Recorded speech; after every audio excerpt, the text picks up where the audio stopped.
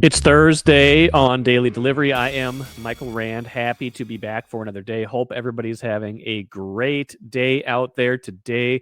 Really good show coming up for you. Bobby Nightengale from the Star Tribune will join me here in just a few minutes to talk Twins. He was in Vegas last week for the GM meetings. Owners meetings, I believe, wrap up today. Listening to Bobby, doesn't sound like we're going to get any big news on Twins minority partners. The guy's kind of buying into this group to pay down the debt, maybe in December.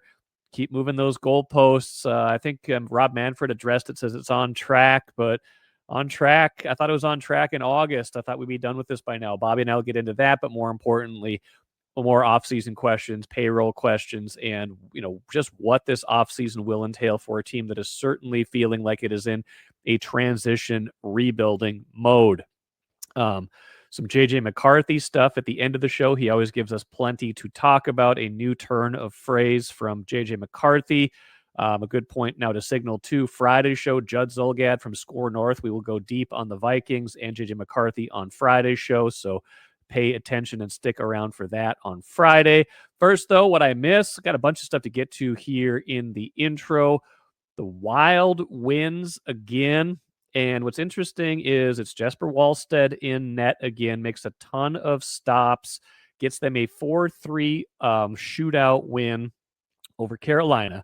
It's 4 of the last 6 Wild games now that Wallstedt has been in net, and he's been earning it. He's been earning those reps over Philip Gustafsson, who's started to play much better lately too, but you're starting to see more of a true timeshare, a true split. If you went into the season thinking Gustafsson's probably they're going to ask him to start, 2/3 to 3/4 of the games, at least early, as they kind of get Wallstedt, get his confidence back up. Gustafsson's going to be a true number one, whereas in previous years, you might have thought of him kind of in that split role when they had Marc-Andre Fleury here. Gustafsson always played more, but it felt a little different at the start of this year, just he didn't have that proven backup. Now, Wallstedt hasn't lost in regulation this season. He's gotten them at least 1 point in every game, gotten them more than that in most games, had a shutout streak that went way back, has 2 shutouts already this season. Wild led 2-0 in this game, then 2-1. 3-3 at the end of 3, but I do believe Wallstedt was keeping them in this game for the most part. Made a breakaway save in overtime, made all 3 shootout saves. They get that extra point, and they're saying basically he's the one that won the game for them. So this is a huge development for them. Let's not mince words here. This is a huge development for the Wild. This is the guy who was, touted for years as the goalie in waiting, the goalie who was going to be the guy. And then, they make a trade for Gustafsson a few years ago. He becomes that guy in the interim. Now you have, get Gustafsson back on track. You've got 2 very capable looking goalies, including this very young goalie in Wallstedt, who could be kind of rounding into form as that guy. You don't need to put him in all the time now. We're not saying that because Gustafsson started to play better, but goaltending is, again, it's not rocket science. Goaltending is fundamental. It is huge in any hockey league, but particularly the NHL, low scoring games, particularly to the Wild. It doesn't take rocket science. You look at it over the years when the Wild have gotten good goaltending, they've generally made the playoffs. When the goaltending or the defense in front of the goalies has dropped off, that's when you see them miss the playoffs. So this is a huge development for them if it continues, and it feels like we're getting a big enough sample size now where they might be starting to count on Wallstedt, and we might be entering a true kind of timeshare here. They have really, kind of restarted their season, rescued their season from that tough start. I believe they're now 7-1-1 in November, so that's huge for them. So, again, a team that we thought was going to be better at the start of the year had a really tough start, now feeling like they are playing more like the team we thought. Some nights you're going to get rescued by your goalie, and that was the case against Carolina for the Wild on Wednesday. Wolves also won on Wednesday. Wasn't pretty. They played a 1-win Wizards team. Kind of got, dicey in the second half. Wizards rallied, but still in the end, it's an 11-point win. It's an easy breezy kind of look to it, even if it didn't feel like it all the time. Naz Reid was great. Julius Randle's been great all year. They're 10-5 now, but again, the numbers don't lie. 10-5 doesn't lie. 10 wins against sub 500 teams, 5 losses, 0-5 against plus 500 teams. So that is going to change pretty soon. They're going to have more opportunities against these good teams. Next game against the Suns, who've been surprisingly good this season. Got a game against the Thunder pretty soon. Got a game against the Spurs, but maybe that's in record only because Wembanyama right now is out with a calf injury. Will not play in that game. It's too soon for his timeline. You get the Celtics in there. They're going to play better teams here coming up. They got some other ones that are, imminently winnable. You got the Kings again in there somewhere. But we're going to learn more about this team soon. We all want information about this team. We want to see them play their best against the best. We haven't seen that yet this season, not in full stretches. They've been getting away with some things, some sloppy play against these lesser teams. They could beat the Wizards by 11 even without playing a full, focused, and complete 48 minutes. They're going to need to start doing that soon because the schedule will get more difficult. Speaking of schedule getting more difficult, Gopher women's basketball loses to Kansas on Wednesday. First loss of the season for them.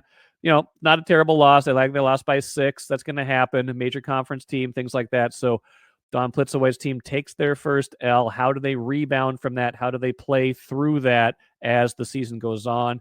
And finally, on the Twins, we're going to get to more on the Twins with Bobby Nightengale here in just a minute. But 2 things to emerge from news on Wednesday. One, Major League Baseball confirmed Twins are in the Field of Dreams game in Iowa August 13th against the Phillies. That should be tons of fun. Got to start to think about, is that a trip I want to make? Is that a trip that you and your family want to make? Limited seating, but again, a special environment to watch a Major League Baseball game. We also learned that ESPN is getting in the mix as a way to watch the Twins in 2026, but the Twins very much out front of this announcement Wednesday of ESPN, kind of jumping into this game. If you have a Twins TV, whatever you did last season, this isn't impacted by it.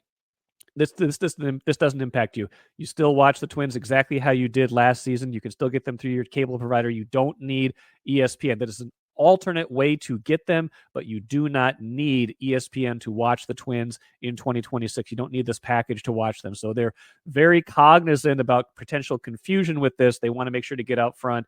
However you watched them last year, you'll be able to watch them in 2026. That won't change even with this new TV announcement. Let's talk Twins today on Daily Delivery with Bobby Nightengale of the Star Tribune. Bobby was in Vegas last week for GM meetings. Lots to learn there and glean from there, right, Bobby? Yeah, I mean, it's one of those. It's still the early stages of the offseason, but I do think it's valuable, at least learning kind of the blueprints for a lot of teams. It's kind of, for most teams, usually it's the stage where you announce whether payroll is going up or down or staying flat. And we didn't get that answer from the Twins, but a lot of other teams announced what they were doing. I was going to say, you said for most teams, not the Twins. I feel like and I wrote about this, and you've written about this. It feels like the goalposts keep moving a little bit on that answer, and I don't think Derek Falvey is being evasive because he enjoys it, but August we learned that they're not selling the team. They're bringing on minority investors. We'll talk about that timeline in a minute. You had end of September, end of season, they fire Rocco Baldelli. He gets asked again at that point, like, hey, what's the plan? We don't know yet. We're still kind of sifting through it. You get the new manager hire in early November, Derek Shelton. You have the press conference for that, at least in early November. Same questions, kind of same answers, and the same thing in Vegas. It feels like, 3 months removed from learning about these minority investors, we still don't really know what the plan is for next year. That's kind of interesting to me. Yeah, and I think it's frustrating from a fan's perspective and for even the front office. I mean, just in terms of you want to start making moves and kind of planning out the offseason. And, payroll is going to go down. I mean, I have no doubt about that. But I think there are levels to it where the last 2 years, like last year, they entered opening day with $140 million payroll. The year before that was like 130, 125. So it went up a little bit last year. They had the highest in the division. It's not gonna be 140 million. Right now, they're sitting at about 90 million. But I think there's a big jump from, okay, we're going to cut payroll to 110 million, and then you have $20 million to spend on the bullpen and a backup catcher and whatever first base and whatever holes you want to fill, or are we going to go to 90 million, and that's where things get a little bit tight. And okay, do you have to trade Pablo Lopez just to be able to add to the roster and that type of thing? So I think that's kind of where the Twins are. I think they're preparing for both situations because I think the minority investors that still have yet to be revealed, and that's kind of dragged on longer than I think anyone thought it would. The fact that that hasn't been settled in terms of okay, they're going to have an input on the payroll, and yeah, they're going to pay down the debt of the team that was around $500 million, and how much is going to be paying down debt, and how much is going to be put towards the roster. So I think the front office is preparing for both, whether it stays at 90 or maybe they have a little bit of a bump and can spend a little bit on addressing some of those needs. Do you get a sense it could go lower than 90? I mean, let's be realistic. Like they have, three kind of big trade chips potentially. If Byron Buxton were to waive his no trade clause, that's $15 million. Pablo Lopez is 21 and a half. Joe Ryan is what, about six. So that's not a huge amount of money, but that's basically close to half of their current payroll right now. If they continue the fire sale and all three of these guys somehow go because of the direction of the team or because they just get offers they can't refuse and they say yes, could you imagine a scenario where it bottoms out even lower than 90 million? That would surprise me. I mean, Okay. just getting the sense at the GM meetings, it was more, yeah, we might trade a starter. Got to listen to everyone. Yeah, I do think there are baseball reasons you could get behind saying, okay, if we traded Joe Ryan and it turned into your new starting shortstop, you got out of it, or this big bat. I do think addressing the offense and improving that way when you do have a lot of young starters. Um, I do think you could make that argument where, okay, it makes a little bit of sense because Joe Ryan's going to be one of the most valuable pitchers on the trade market just because of his low salary and how good of a pitcher he is. Pablo Lopez doesn't have quite as high of a trade value just because he's making $20 million. Versus Joe Ryan will probably make around six through arbitration. So there's a difference there. But I don't get the sense they're trying to tear it down. I mean, Derek Falvey keeps saying he hopes to keep both of them, which hope is kind of the big word right now. If he knew he could keep both of them, I think that would change kind of the outlook of the offseason. Twins could, I think there'd be a little bit more momentum behind, okay, how can you actually fix this team? But the fact you might have to trade one and how much that'll upset the fan base, the players, everything else, that's going to hover over the entire offseason. But I get the sense just talking from other teams too, they think maybe one starter, but if they, but also I will caution, no one expected them to bottom out at the trade deadline too and trade 10 guys. So, that was unexpected from around the league. Do we get a sense for why there's been this holdup with the minority investors? It's going to get resolved at some point here. Like we don't know exactly when, but this will be resolved. The question is when. But it does feel like at least even they were signaling that this would be something that was going to be announced more formally sooner than now. Certainly. What's the holdup? Yeah, that's like early on. It sounded like when they Labs announced we're going to keep the team and we have these two minority investment groups. It sounded like the groups were still being formed, and that was kind of the holdup at the time. Was okay, they're still figuring out who exactly is in these two groups and the money behind it because they were interested. I think, from my understanding, these two groups were both interested in being part of the next ownership, but they were looking for someone to be kind of the head. Here's the big money behind it because a lot of teams do this where you have one big person Mm-hmm. with a lot of minority investors, 15, 20 minority investors. So I think these were minority investors were looking for someone to do it. And then the poll had said, well, hey, if you're going to pay down the debt and, we can be the head owners. Well, we add you guys on, but they're going to have a big say in the process. I mean, they're paying down hundreds of millions of dollars of debt. So they kind of, if you're going to put that money towards the organization that way, they probably do deserve a say in the team, but yeah, there's approval processes, which the owners' meetings are this week. I expect, um, that's got to come up at some point during the owners' meetings, which are in New York. But um, from what I've been told, it sounds like we're still not going to find out the names until Hmm. maybe December. Wow. Okay.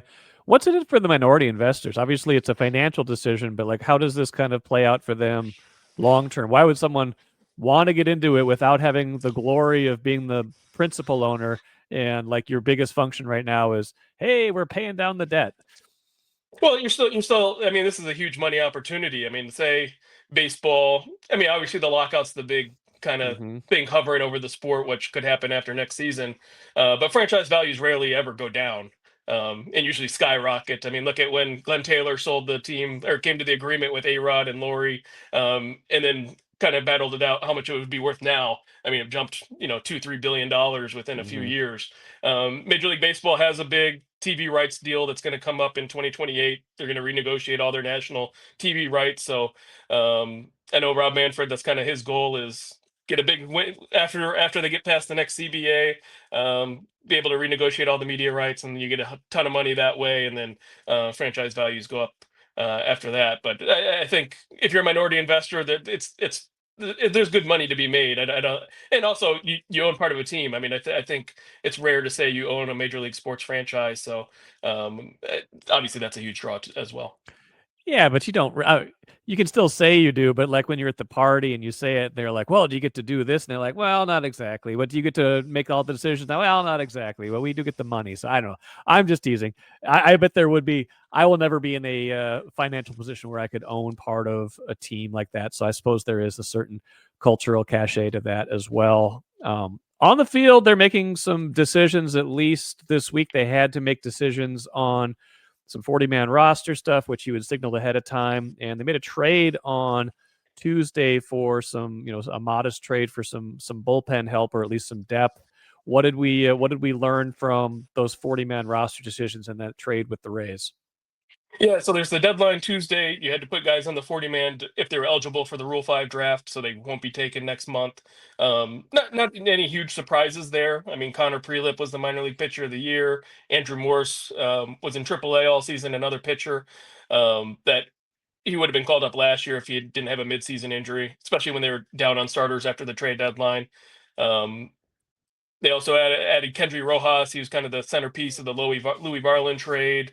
Added two outfielders, Gabriel Gonzalez and Henry Mendez. Both Jorge Polanco trade for Gabriel Gonzalez, and then Henry Mendez came over in the Harrison Bader trade. So big chips that all these guys could contribute in 2026. And then also a Minnesota native, John Klein, went to Osseo from Brooklyn Park. Ended up he's not ranked, but he had a great season. If you look at his numbers, huge strikeout rates. Started throwing harder than ever. Guy could contribute in the bullpen. So just young pitching depth for the most part, and then a couple of hitters that could contribute. And then the trade for Eric Orsi. I mean, that was one with Tampa Bay where they had a kind of a 40-man crunch. They had to add their own prospects. So they kind of had to weed out, okay, we have a few relievers. Orsi was up and down a little bit last year. His numbers overall were great in the big leagues, but one of those where he was kind of fringe depth for them. So they had to make a move. So they got a younger minor leaguer that didn't have to be added. And Twins, obviously, you're searching for bullpen depth, and he's making the league minimum, so cheap bullpen depth, but at least a guy with major league experience. I was going to say, is that the kind of move we should expect more of this offseason? Maybe not that exact move in this exact scenario because now the 40-man rosters are set, things like that. But is that the kind of thing where you're like, okay, someone who might be out of opportunity somewhere, but maybe a new change of scenery or more opportunity with the Twins, cheap labor, but someone who has at least somewhat of a track record? Yeah, I think that's probably right. I mean, I wouldn't be shocked if there's a low dollar free agent signing like Danny Coulomb last year, signed like a 1-year, $3 million deal, ended up turning out really well for the Twins. I wouldn't be surprised if one or two of those are mixed in, assuming payroll flexibility is there. But I expect it to be more just the depth. I think they feel okay about we're going to have to convert some starters into relievers like Louis Varland was and Griffin Jacks. Paul Sands. I think they feel okay about doing that with some guys, but it's also a numbers game where they do need guys in the bullpen that at least have a little bit of experience in the big leagues. And they're going to count on a lot of young guys, but you can tell it's kind of shifted in how they value the bullpen, just based off last year. You had a great bullpen, but you didn't have the lineup behind it. Starting pitching depth was a little bit low when injuries hit. And so it's kind of like, what does this great bullpen actually do for you if you're not winning? Whereas now I think, and a lot of teams do this, where I think they view the bullpen as, okay, we can do a league average bullpen type-ish on the cheap, and we have more starting pitching depth, and it can address the lineup a little bit more. Do you think they address first base at all in the offseason, or do you think they go into it with kind of who they have, Cody Clemens, and kind of the cast of characters there? Because you look at the free agent market, it doesn't seem like there's anything necessarily upgrade worthy there, but also you look at it and you're like, how much do you trust these guys to produce? Yeah, I expect someone to get brought in. Eric Falvey at the GM meetings talked about giving kind of runway to Cody Clemens. a nice pickup for him last year. Turned out to be better than probably most people expected. But he's also he doesn't hit lefties very much, so you at least have to add a right-handed first baseman, I think. In the past 2 years, I mean, they added Carlos Santana and Ty France, and I don't think either of them at the time were like, oh, these are impact moves, but they turned out to be okay. I mean, Carlos Santana was really Hmm. good, and Ty France was he had his moments and played really good defense. And but like some names like Reese Hoskins, for example, was someone when he signed a couple years ago with Milwaukee was someone that the Twins, if they had more payroll flexibility, I think would have gone after a little bit harder. Lost his job last year to Andrew Vaughn in Milwaukee. Had a bad season. Wouldn't be surprised if it's like a reclamation project there, where okay, well, this is a 1 year deal. You can hit, you're at least going to hit all the time against lefties. Maybe get an everyday job if you prove yourself. And I do think there's opportunities there where you can get guys on bounce back opportunities. And then if those guys fail, Cody Clemens gets more of an opportunity. If we didn't learn, exact payroll numbers and off season kind of process, what else did we learn at the GM meetings, or what did you learn there that was interesting? And there's a lot of roster stuff. I mean, Derek Falvey's usually people throw out the word salad and everything, and can be hard to read. But made it, I think, decently clear that Trevor Larnach's probably not going to be back, and there is a deadline Friday for all the arbitration eligible players. Hmm. If you want them back next year, you kind of have to make that known on Friday. You have to guarantee their contract. You don't have to come to a number salary wise, but you basically have to say we're going to negotiate a salary with you, or we're going to cut you. So I think Trevor Larnach's on that line where if they don't find a trade partner, I could see him being straight up released on Friday. A couple other guys probably fall in that category in the borderline, but and there was some other roster stuff at the GM meeting, like Ryan Jeffers is going to be kind of your everyday catcher. The last 3 years with Christian Vasquez, he's been kind of in that timeshare role where one starts one day, the other one starts the other day. I think this is going to be Ryan Jeffers. We're going to see if he can catch 110 games and go from there, and they'll add a veteran backup and um, see it. It'll be Hmm. a little bit like the older school traditional one catcher plays majority of the time, and um, other than that, just a lot of pitching talk too. I mean, they do feel good about their starting pitching depth. I know a lot of people are down on the Twins, and Hmm. how could you not be when they finish with the second worst record in the American League? But it is a decent place to start with when you do have, assuming they don't all get traded, but Pablo Lopez, Joe Ryan, Bailey Ober. And then you have all these young guys where Simeon Wood Richardson, Zebby Matthews, David Festa, Taj Bradley, Mick Abel, where, yeah, it's a numbers game. Some are hurt, some are going to underperform, but if you get two or three of those guys to pop out of the group of five or six, including all the guys that just got added to the 40-man roster, I mean, it's a decent place to start if you have a rotation with 6 or 7 guys that you feel good about. Vasquez is interesting just because you think about, you know, where they were payroll wise in, when they signed him in 2023, like signing someone to essentially be a timeshare catcher for $10 million a year. Can you imagine the current Twins doing that? I mean, if they spend $10 million this entire offseason, I think some people would take that as a win. um, which maybe leads us to our last thing, which is, we haven't talked since they added Derek Shelton as the manager, since they've, kind of started to fill out their coaching staff. There's going to have to be a lot of teaching at the major league level. I don't think they've made any secret about that. Not that they haven't before, but that was probably some of the appeal of someone like Derek Shelton, who has that in his background, and also some of the people they're adding to the staff. What do you make so far of, the Shelton hire, but also who he is adding to his staff? Yeah, I mean, I think it was probably the predictable one when they started the search. He was one of the finalists last time when they ended up with Rocco Baldelli. So I know a lot got made of. I wrote a story saying they started with a list of 80 and narrowed it down to Derek Shelton. And a lot of people were like, was it 80 applicants or 80 candidates? It was more just a name, like a brainstorming exercise where it was like, okay, let's remember every manager that's active managers that's around, anyone who's interviewed for other jobs, just to kind of make sure we're not skipping anyone and not overlooking. Obviously, it ends up in the place where it was predicted, where Derek Shelton was and James Rowson, the two guys with Twins ties, ended up as the two guys at the end. We had 80 guys on our list, and surprise, we got down to the two that everybody expected.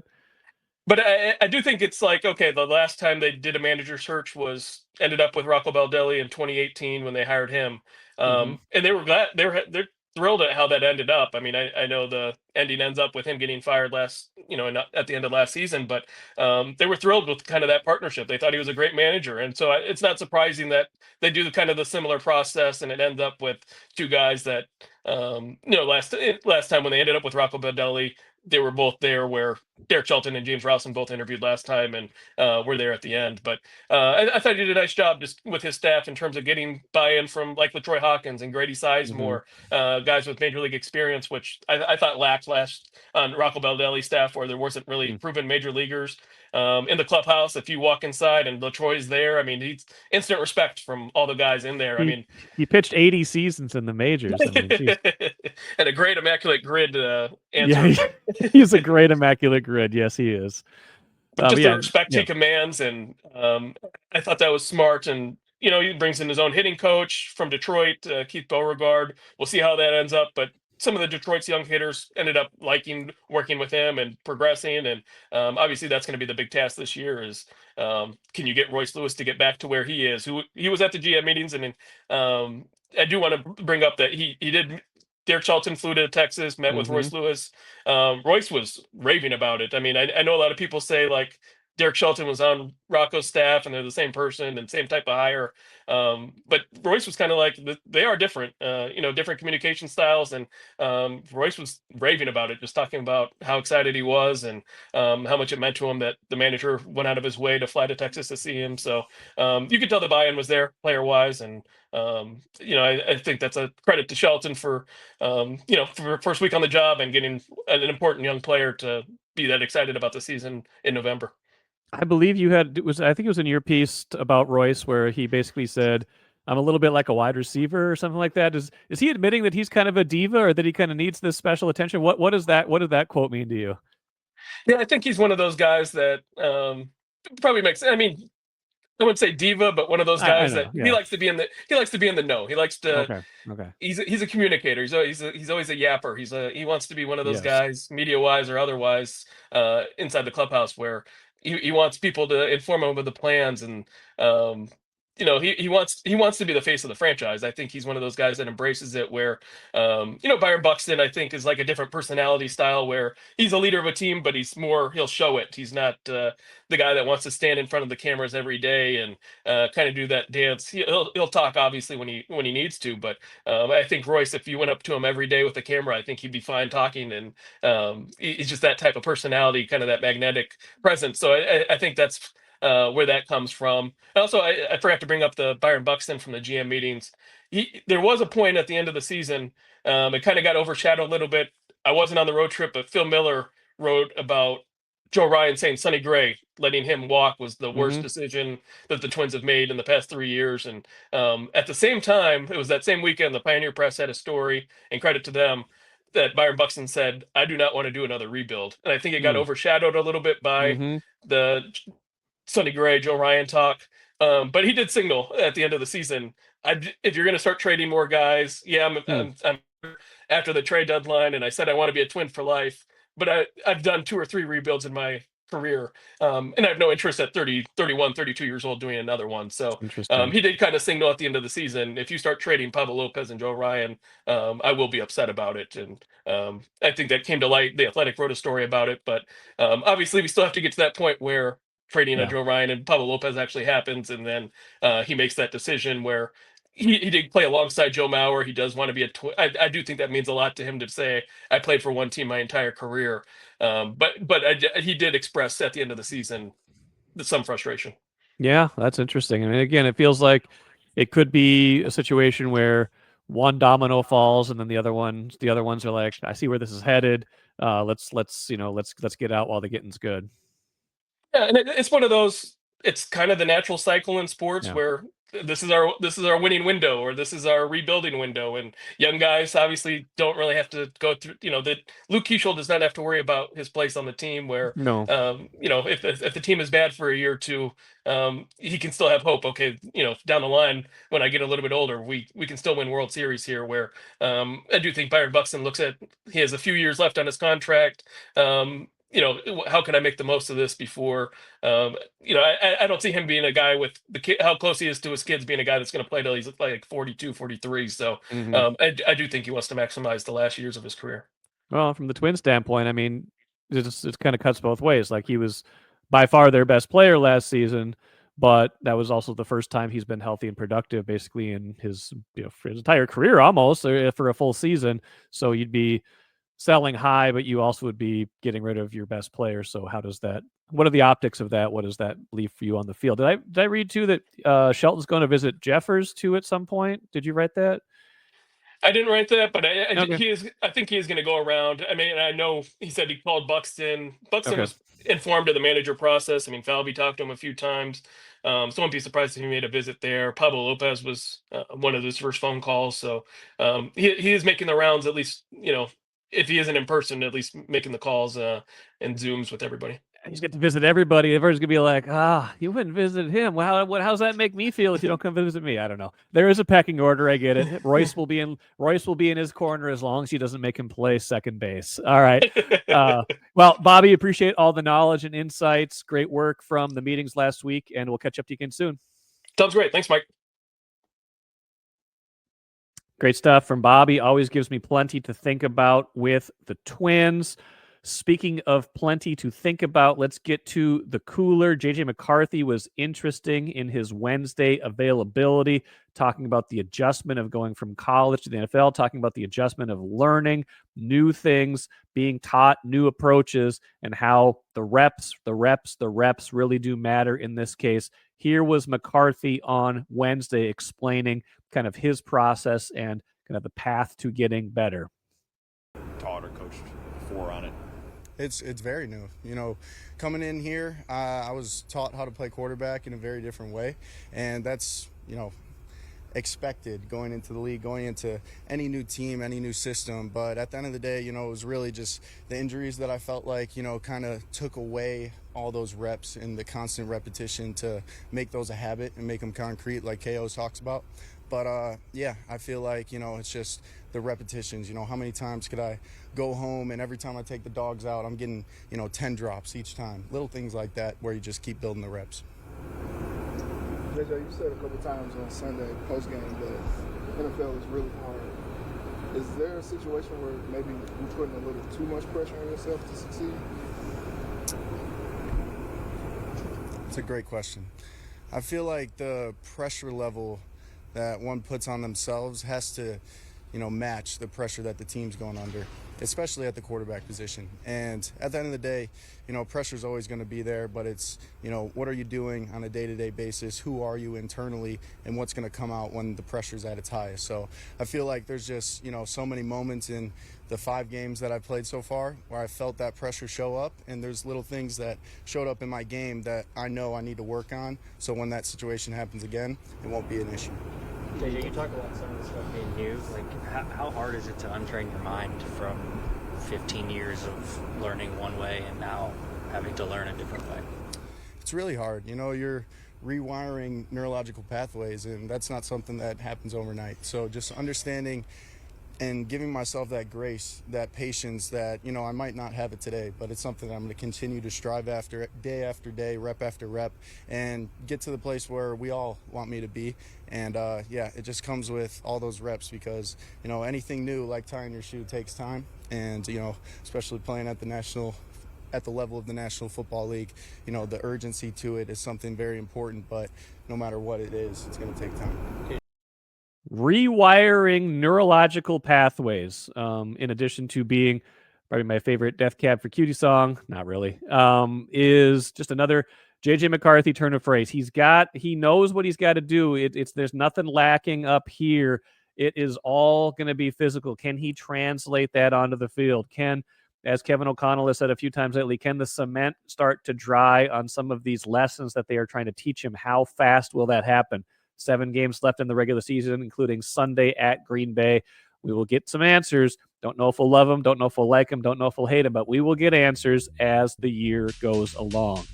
That'll do it for me today. Like I said, Judd Zolgad tomorrow talking Vikings. Plenty of other stuff tomorrow as well. Until then, I am Michael Rand. Have a great rest of your Thursday. Back at it again.